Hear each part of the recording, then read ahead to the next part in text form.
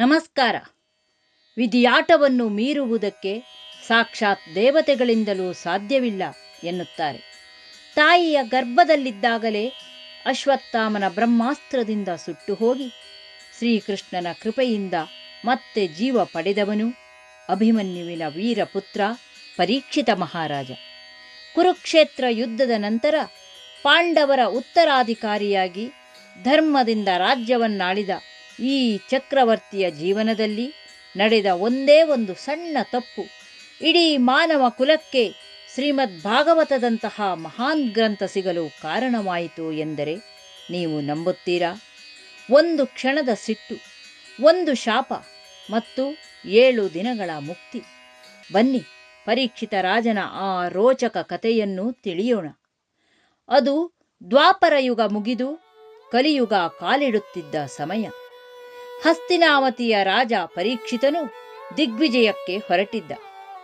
ಸರಸ್ವತಿ ನದಿಯ ತಟದಲ್ಲಿ ಎದೆ ನಡುಗುವ ದೃಶ್ಯವೊಂದನ್ನು ರಾಜ ಕಾಣುತ್ತಾನೆ.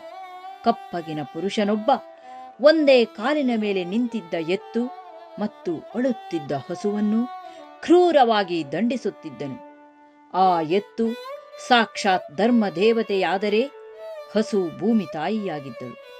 ಇದನ್ನು ಕಂಡು ಪರೀಕ್ಷಿತ ರಾಜನು, ಎಲೈ ವೃಷಭವೇ, ನಿನ್ನ ಉಳಿದ 3 ಕಾಲುಗಳನ್ನು ಮುರಿದವರು ಯಾರು? ಅವನು ದೇವ ಪುರುಷನೇ ಆಗಿದ್ದರು ಅವನ ತೋಳುಗಳನ್ನು ಕತ್ತರಿಸಿ ಹಾಕುತ್ತೇನೆ. ಅಮ್ಮ ಗೋಮಾತೆ, ನಿನ್ನ ಈ ಕಣ್ಣೀರಿಗೆ ಕಾರಣರಾದ ದುಷ್ಟರನ್ನು ಈ ಪರೀಕ್ಷಿತನು ದಂಡಿಸದೆ ಬಿಡುವುದಿಲ್ಲ ತಾಯಿ ಎಂದು ಸಮಾಧಾನ ಪಡಿಸಿದನು. ಆಗ ವೃಷಭವು ಹೇಳಿದ ಧರ್ಮದ ಮಾತುಗಳನ್ನು ಕೇಳಿ ಅವನೇ ಧರ್ಮಪುರುಷ ಹಾಗೂ ಗೋಮಾತೆಯೇ ಭೂಮಿದೇವಿ ಎಂದು ಪರೀಕ್ಷಿತನಿಗೆ ಅರ್ಥವಾಯಿತು.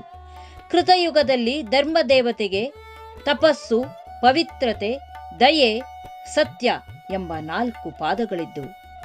ಈಗ ಅವುಗಳಲ್ಲಿ 3 ಪಾದಗಳು, ಅಂದರೆ ತಪಸ್ಸು, ಪವಿತ್ರತೆ, ದಯೆ ಎಂಬ ಪಾದಗಳು ಅಹಂಕಾರ, ಆಸಕ್ತಿ, ಮದ ಇವುಗಳಿಂದಾಗಿ ಮುರಿದು ಹೋದವು. 4ನೆಯ ಪಾದ ಸತ್ಯವೆಂಬುದು ಮಾತ್ರ ಉಳಿದಿದೆ. ಅಧರ್ಮ ರೂಪವಾದ ಕಲಿಯುಗವು ಅದನ್ನು ನುಂಗಿ ಹಾಕಲು ಪ್ರಯತ್ನಿಸುತ್ತಿದೆ. ಇದನ್ನು ನೋಡಿ ಗೋಮಾತೆಯಾದ ಭೂಮಿ ತಾಯಿಯೂ ಕಣ್ಣೀರಿಡುತ್ತಿದ್ದಾಳೆ. ಇವರನ್ನು ದಂಡಿಸುತ್ತಿರುವ ಕ್ರೂರಿಯಾದ ಪುರುಷನೇ ಕಲಿಪುರುಷ. ಇದನ್ನು ತಿಳಿದ ಪರೀಕ್ಷಿತ ರಾಜನು ಕುಪಿತನಾಗಿ ಕತ್ತಿ ಹಿರಿದು ಆ ಕಲಿಪುರುಷನನ್ನು ಕೊಲ್ಲಲು ಮುಂದಾದ. ರಾಜನ ಕೋಪ ಕಂಡು ಕಲಿಪುರುಷ ಶರಣಾಗತನಾದ. ಕ್ಷತ್ರಿಯ ಧರ್ಮದಂತೆ ಶರಣಾದವನನ್ನು ಕೊಲ್ಲದೆ ಪರೀಕ್ಷಿತನು ಪ್ರಾಣಭಿಕ್ಷೆ ನೀಡಿದ.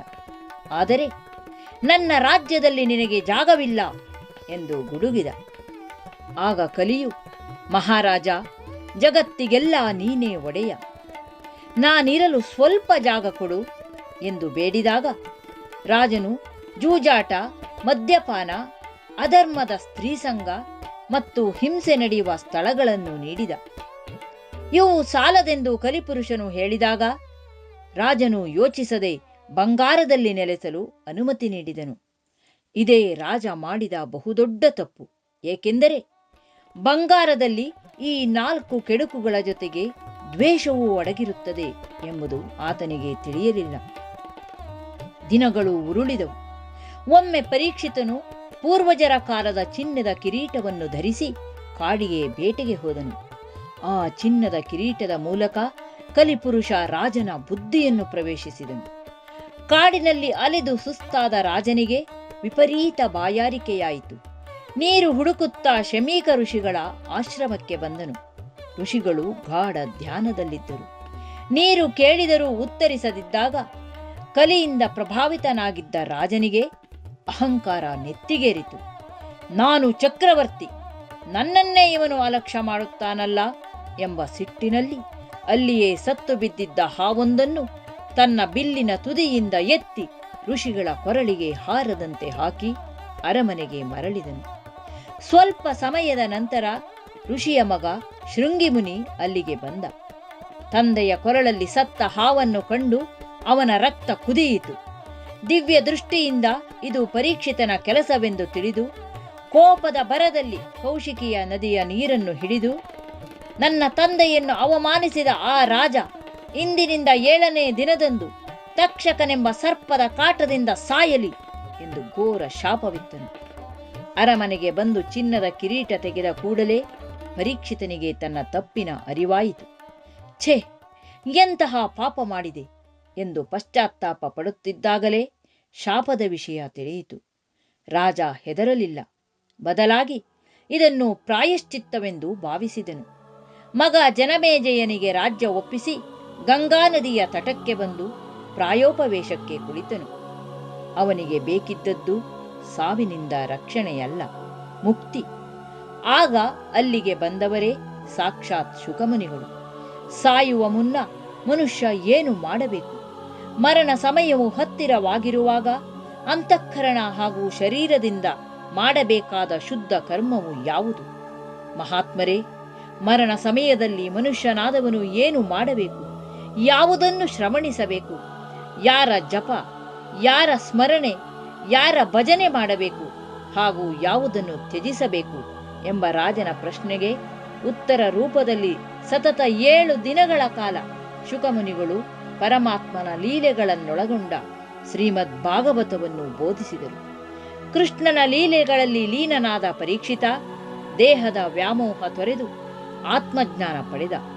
7ನೇ ದಿನ ತಕ್ಷಕ ಬಂದು ಕಚ್ಚುವ ಹೊತ್ತಿಗೆ ಪರೀಕ್ಷಿತನ ಆತ್ಮ ಹರಿಪಾದವನ್ನು ಸೇರಿ ಆಗಲೇ ಮುಕ್ತಿ ಪಡೆದಿತ್ತು. ತಕ್ಷಕ ಸುಟ್ಟಿದ್ದು ಕೇವಲ ನಿರ್ಜೀವ ದೇಹವನ್ನು ಮಾತ್ರ. ನೋಡಿದಿರಾ, ಎಷ್ಟೇ ದೊಡ್ಡ ವ್ಯಕ್ತಿಯಾದರೂ ಒಂದು ಕ್ಷಣದ ಅಜಾಗರೂಕತೆ ಮತ್ತು ಕೆಟ್ಟ ಸಹವಾಸ ಹೇಗೆ ಅವನ ಪತನಕ್ಕೆ ಕಾರಣವಾಗಬಲ್ಲದು ಎಂಬುದಕ್ಕೆ ಪರೀಕ್ಷಿತನೇ ಸಾಕ್ಷಿ. ಆದರೆ ಮಾಡಿದ ತಪ್ಪಿಗೆ ಪಡುವ ನಿಜವಾದ ಪಶ್ಚಾತ್ತಾಪ ಮತ್ತು ಭಗವಂತನ ನಾಮಸ್ಮರಣೆ ಮರಣವನ್ನು ಮರೆಸಿ ಮೋಕ್ಷ ನೀಡಬಲ್ಲದು ಎಂಬುದೇ ಈ ಕಥೆಯ ಸಾರಾಂಶ. ಈ ಒಂದು ಶಾಪದಿಂದಲೇ ಇಂದು ನಮಗೆ ಪುಣ್ಯ ಕೊಡುವ ಭಾಗವತ ಗ್ರಂಥ ದೊರಕಿತು. ಈ ಕತೆ ಇಷ್ಟವಾದರೆ ಲೈಕ್ ಮಾಡಿ, ಶೇರ್ ಮಾಡಿ ಹಾಗೂ ಇಂತಹ ಕತೆಗಳಿಗಾಗಿ ನಮ್ಮ ಚಾನಲ್ ಅಮ್ಮನ ಧ್ವನಿಗೆ ಸಬ್ಸ್ಕ್ರೈಬ್ ಆಗುವುದನ್ನು ಮರೆಯಬೇಡಿ. ಧನ್ಯವಾದಗಳು.